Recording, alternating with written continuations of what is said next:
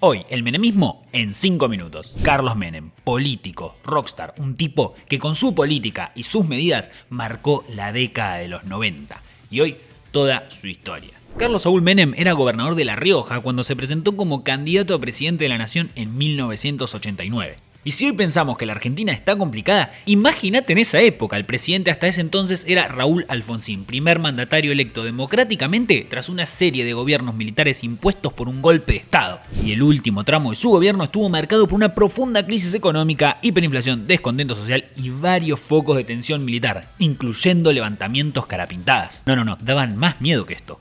Ahí va. Y en este contexto es que Menem gana las elecciones y el 8 de julio de 1989 asume como presidente de la nación con una salida del gobierno precipitada de Alfonsín. La historia del gobierno de Alfonsín igual es para otro video, si quieren que la haga déjenmelo saber con un like. Y así con un país en crisis, Carlitos toma el poder, lo que va a ser el comienzo de una década que marcaría la historia argentina.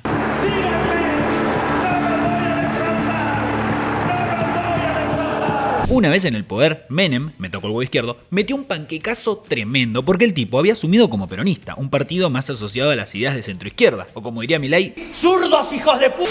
Pero empezó a tomar medidas totalmente liberales como la privatización de empresas, apertura económica, desregulación del Estado, búsqueda de una disciplina fiscal y una jugada maestra con el dólar, el 1 a 1. Pero empecemos de a poco, vamos con las privatizaciones. Menem necesitaba guita para el país y se dio cuenta que el Estado tenía muchas empresas propias. Y ahí se puso como loquita y empezó tipo, ¿qué es esto? ¿Lo puedo privatizar? Y con su rayo privatizador empezó a vender de todo. La primera en caer fue Entel, o por lo menos una de las que más se discutió. Una empresa telefónica del Estado que fue vendida de una forma muy particular. Y a ver, hay que entender que en esa época era totalmente distinto ahora. La señal era una verga, se cortaba todo el tiempo, el servicio al cliente no era el mejor y nada que ver a lo que pasa hoy en día, ¿no? Cuestión que dos empresas extranjeras, Telefónica de España y Telecom de Francia, pusieron la guita y se terminaron quedando con Entel. Pero hay un problema, eran dos, así que ¿cómo se iban a dividir el país? ¿Iban a competir entre sí para ver quién brindaba un mejor servicio a un mejor precio y que el cliente decida? ¡Ja! La chota. Usaron lo que denomino la estrategia del racatá, uno por adelante y otro por atrás. Algo muy útil para organizar una fila o un trío.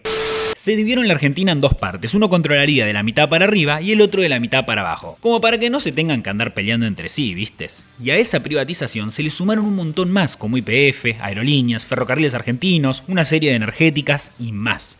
Todo esto para hacer que el país recibiera dólares. ¿Y dije dólares? ¿Sí? Bueno, esto me da el pie para otra de las principales medidas del gobierno de Menem, el 1 a 1. Propuesto por Domingo Cavallo, ministro de Economía, el plan buscaba hacer que el peso argentino valga lo mismo que un dólar, llevando una paridad cambiaria que no iba a poder moverse bajo ningún punto. Spoiler alert, obvio que a la larga no iba a sostenerse, sino miremos el valor del peso hoy. Pero caete de culo porque en el momento fue un hitazo, un éxito. La inflación descontrolada bajó descomunalmente. Se generó un incremento del consumo inmenso, turismo, importaciones por todos lados, el dólar estaba baratísimo y a la gente le estaba yendo bastante bien, al menos al principio. Y Cavallo empezó a gozar de gran popularidad, tanto que hasta incluso llegó a plantarse como próximo presidente de la nación. Pasa que el tipo, después se puso a hablar de cosas que no eran economías y la gente se dio cuenta que hacía agua por todos lados. Pero esto no es un resumen de Cavallo y la verdad que tampoco me interesa hacer uno. Esto es sobre Menem. El 1 a 1 al principio tuvo éxito para controlar la inflación, pero generó otros problemas, como que la industria nacional perdió competitividad con la de afuera porque no podía competir en precios, destruyendo a las empresas argentinas, y tampoco se tenía tanto el control de la economía porque como era 1 a 1, no podías devaluar, y todo esto desencadenaría en una catástrofe años después. Igualmente a esta altura vale aclarar que Menem no era un presidente normal. El tipo era el fucking Tony Stark, se dice que salía con las mejores modelos, llevaba, ¿cómo lo puedo decir? Para que el puto de YouTube no me limite la monetización. Cariñosas a la Quinta de Olivo. Y ya que seguro no voy a ganar ni un peso con esto, ustedes suscríbanse, che, que no les cuesta nada. Y ya que están, me gusteámela toda. Cuestión que también iba a shows de televisión, bailaba, hacía chistes, parecía una estrella, hasta incluso manejaba una Ferrari roja y se dice que una vez fue desde Olivos hasta Pinamar poniendo el auto a 190 km por hora, infringiendo todas las normas de tránsito sabidas y por haber. Igualmente, se comenta que había una Argentina más rápida que la Ferrari de Menem. Tu hermana. Pero así como te cuento lo bueno gracioso, también te tengo que contar lo malo. Menem, ya me está doliendo el huevo izquierdo de la cantidad de veces que lo dije. Menem, en sus primeros años de gobierno, indultó a militares condenados por delitos de lesa humanidad y a ex guerrilleros montoneros. Y además, tras cartón, hubo toda una serie de atentados terroristas generando hechos trágicos para la sociedad argentina.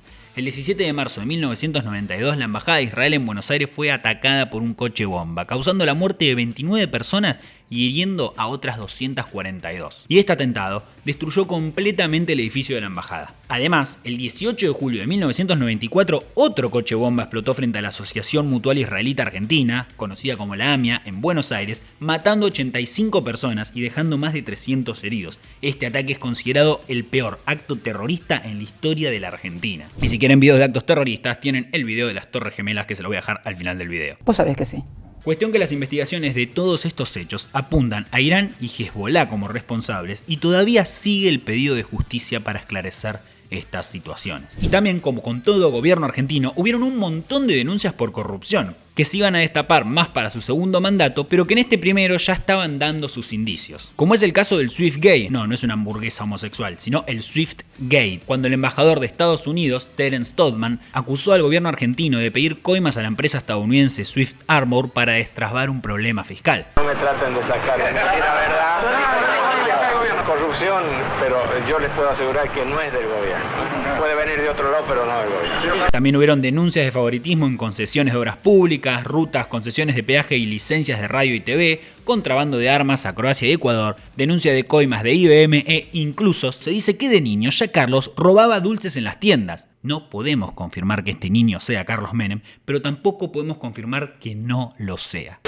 Además, para cerrar con las tragedias, el hijo de Menem, Carlos Menem Jr., falleció en un trágico accidente en su helicóptero. La versión oficial dice que fue por una imprudencia a la hora de manejar que hizo que el helicóptero se estrelle contra el suelo, pero Zulema Menem y Carlos Menem, los padres, aseguran que se trató de un atentado contra el hijo del presidente, diciendo que le habían disparado con fusiles al helicóptero hasta tumbarlo. E inclusive me llegó a decir, mamá, me van a matar en cualquier momento. Que lo mataron.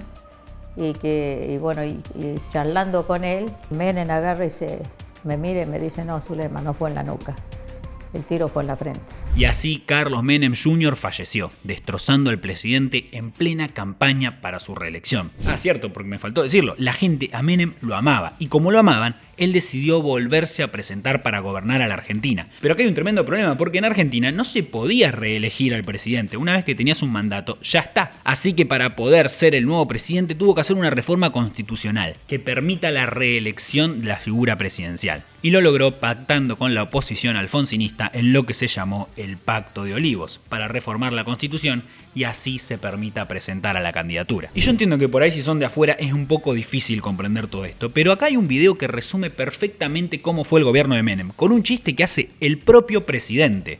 Va un riojano al cielo, entra al despacho de Dios y había 3 relojes. Abajo decía Clinton, Yeltsin, Chirac.